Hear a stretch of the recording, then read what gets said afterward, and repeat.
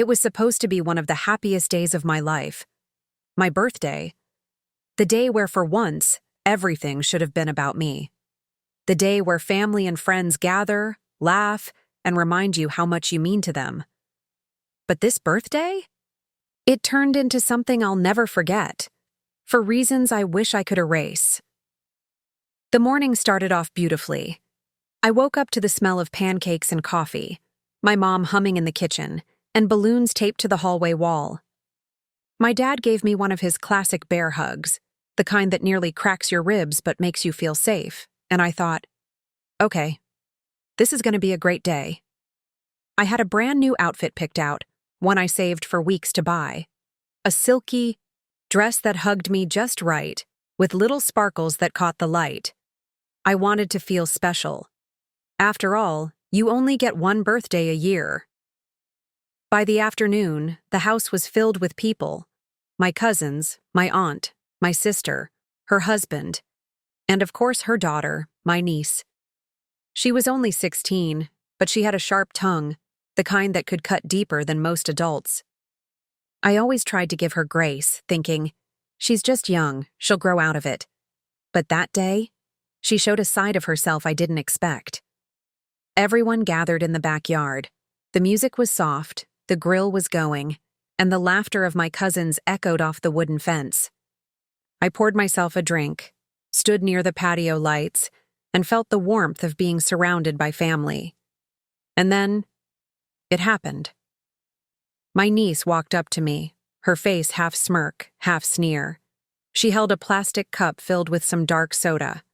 Without warning, she tipped it forward, right onto my brand new dress.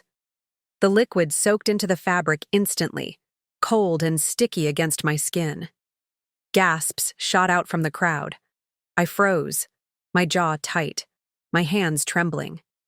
Before I could even react, she leaned in and said loud enough for everyone to hear, "Now you look as cheap as you actually are."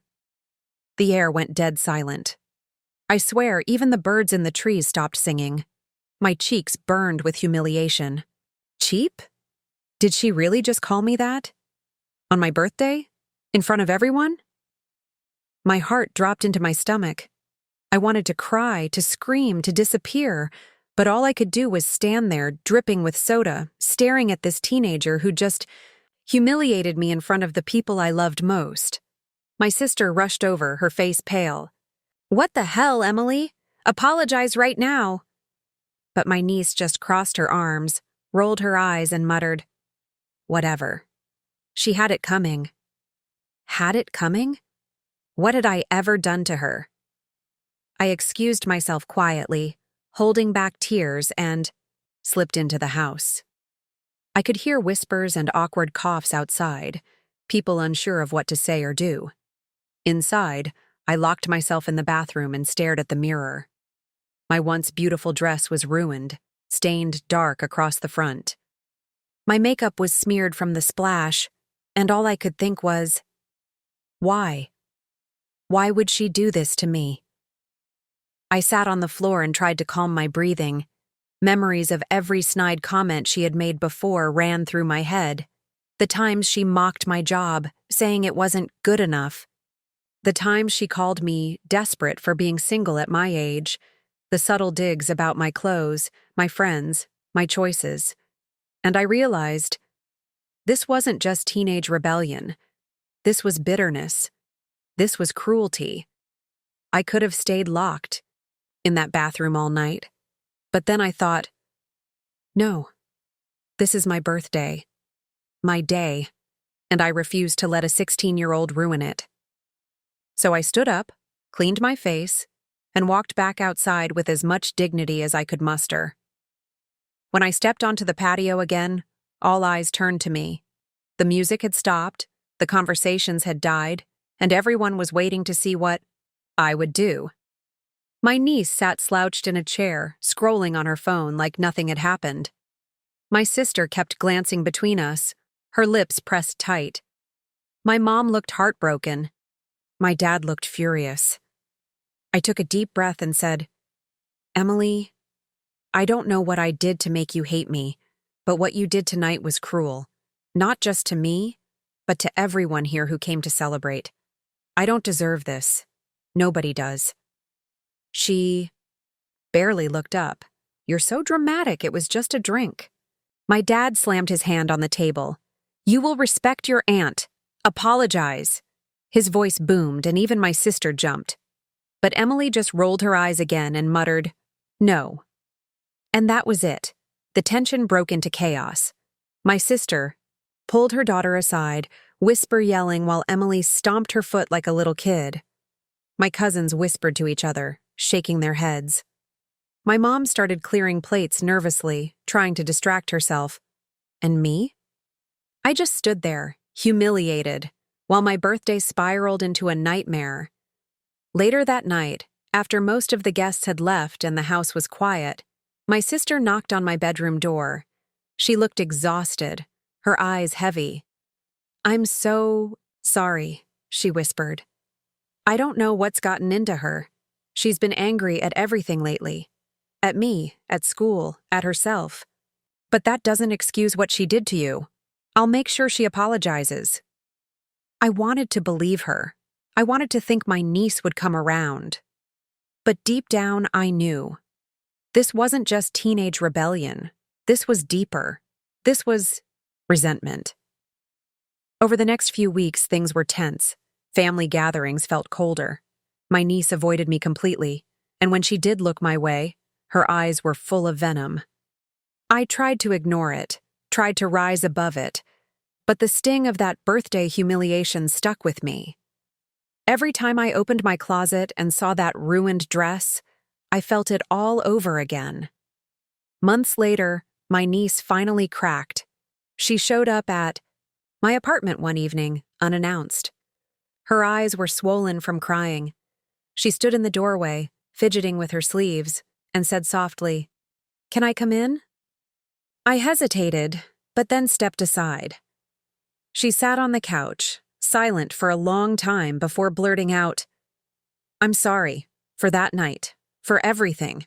I was just angry." I asked, "Angry at me? What did I do?" She shook her head, tears spilling down her cheeks. "Not at you, at myself, at Mom, at life. I feel like I'm not enough. I see you, your job, your friends, your confidence, and I don't measure up.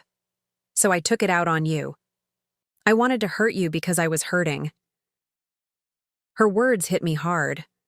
All those cruel comments, that drink thrown on my dress. It wasn't really about me. It was about her own pain, her own insecurity. I sighed, my anger softening. "Emily, you don't have to tear someone down to feel better about yourself. I love you. You're my niece. But what you did, those words that night, cut deep. You can't take them back. You can only choose to be better moving forward." She nodded, sobbing quietly, and for the first time, I saw not a cruel teenager, but a broken little girl who didn't know how to handle her emotions. I pulled her into a hug. At first she stiffened, but then she collapsed into my arms, crying against my shoulder. That moment didn't erase the hurt she caused, but it was the start of healing. Slowly, things got better. She began apologizing more, showing gratitude, and even laughing with me again. It wasn't perfect, but it was progress. Looking back now, I realize birthdays aren't always about the gifts, the cake, or the outfits. Sometimes, they reveal the cracks in relationships that need fixing.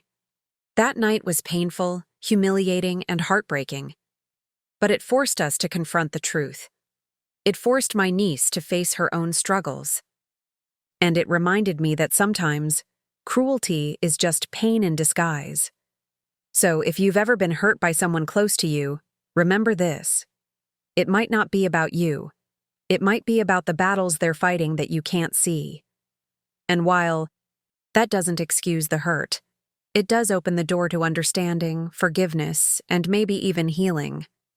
That birthday will forever be etched in my memory, not as the day my niece humiliated me, but as the day our relationship started to change. The day we stopped pretending everything was fine and finally faced the messy truth.